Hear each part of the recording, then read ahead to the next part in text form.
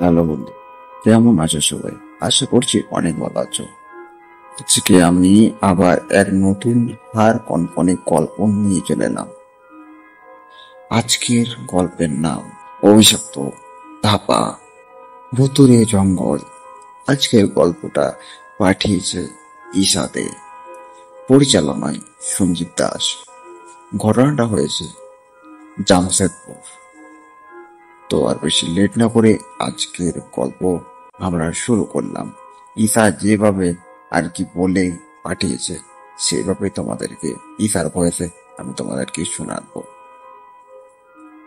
মনের পাহাড় ইউটিউব থেকে আমি সঞ্জীব। তোমরা দেখছো মনের পাহাড় ইউটিউব থেকে সঞ্জীবের ভয়ানক ঘটনা।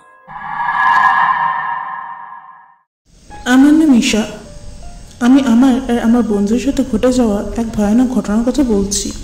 আমরা 5 বন্ধু একই অফিসে কাজ করি, মেঘা, অনিমেষ, সুভাষ, রবি আর আমি। অফিসের ছুটিতে আমরা 5 জন মিলে প্ল্যান করলাম অনেকদিন কোথাও ঘুরতে যাওয়া হয়নি। অফিসের এত কাজ শেষে যখন ছুটি পেলাম তখন কোথাও ঘুরে আসা যাক। সবাই আলাদা আলাদা জায়গায় নাম করতে লাগলো। অবশেষে ঠিক হলো যে জামশেদপুর যাওয়া হবে। যেমন ভাবা তেমনই কাজ। রাত্রে প্যাকিং করে সকালে সবাই অনিমেষের জন্য ওয়েট করতে থাকি, তখন ওর গাড়িতেই যাওয়া হবে। প্রায় 10:30 নাগাদ আমরা সবাই বেরোলাম। আমরা সবাই খুবই এক্সাইটেড ছিলাম, কারণ অনেকদিন পর আমরা বন্ধুরা মিলে কোথাও ঘুরতে যাচ্ছি। মাঝে একবার প্রায় 2টোর সময় আমরা একটা হোটেলে দুপুরে খাবার খেয়ে আবার বেরিয়ে পড়ি। কিছুক্ষণ পর হাইওয়ের কাছে আসতে ম্যাপে দেখলাম এখনো প্রায় 6 ঘন্টার পথ, কিন্তু তার পাশে একটা কাঁচা রাস্তা যেখানে বোর্ডে লেখা রয়েছে জামশেদপুর 40 কিলোমিটার। অনিমেষ বলল, চল এই রাস্তা দিয়ে যাওয়া যাক। রবিও তার সাথে একমত, কিন্তু আমি আর মেঘা আর সুভাষ রাজি ছিলাম না, কারণ ম্যাপে এরকম কোনো রাস্তার উল্লেখই ছিল না।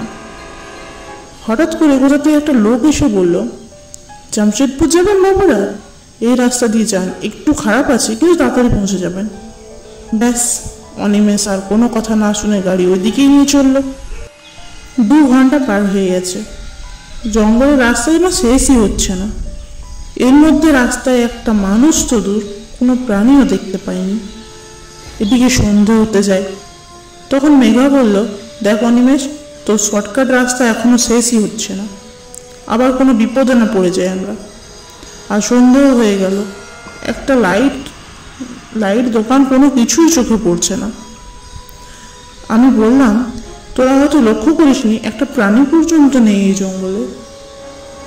আর যখন থেকে এই জঙ্গলে ঢুকেছি তখন থেকে তো আর একটা সাইনবোর্ডও দেখতে পাইনি যেখানে লেখা থাকবে কত কিলোমিটার আর কি। এ ভাই, আমরা ঠিক রাস্তায় যাচ্ছি তো? দেখা যাক।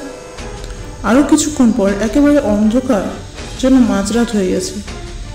এখানে একটুও আলো নেই, আর রাস্তা যেন শেষই হচ্ছে না। হঠাৎ একটা আওয়াজ করে গাড়িটা বন্ধ হয়ে গেল।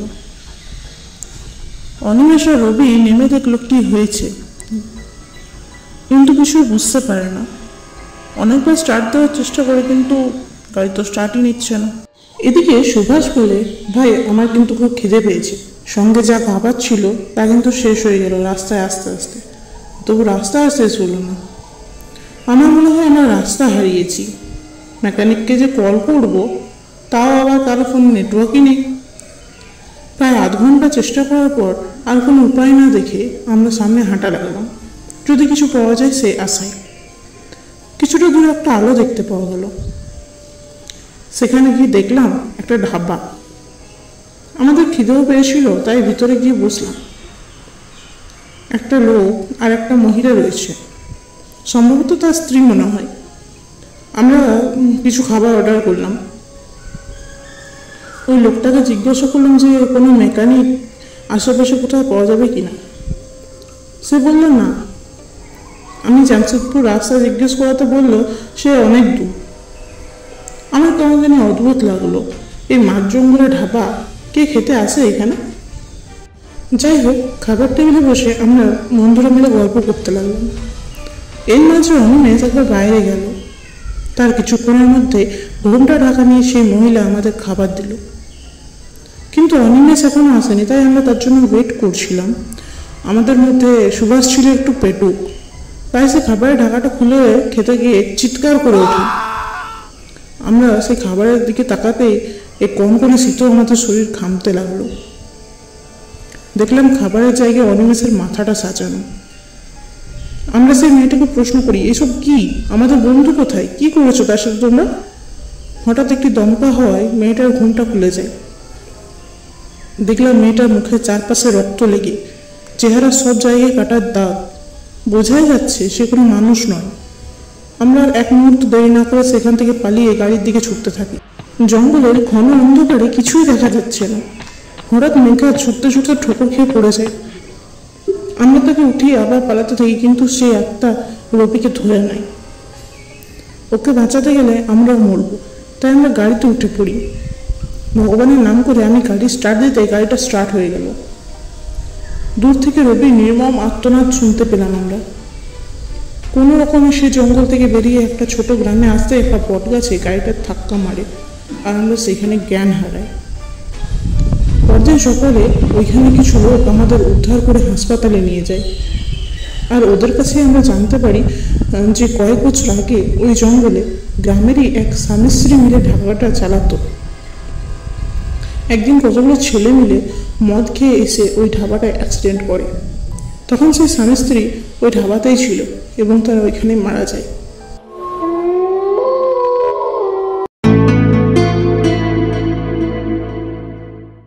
আজকের ইসাদের গল্পটা কেমন লাগলো অবশ্যই ভালো লাগলে কমেন্ট করে জানিয়ে দিও। যারা এই চ্যানেলে নতুন তারা কিন্তু অবশ্যই চ্যানেলটা সাবস্ক্রাইব করে নিও, কারণ এই ভিডিওতে তোমাদেরও নাম আসতে পারে। তো মনের পাহাড় ইউটিউব থেকে আমি সঞ্জীব, তোমরা দেখছো মনের পাহাড় ইউটিউব থেকে ভয়ানক সত্য ঘটনা। মনের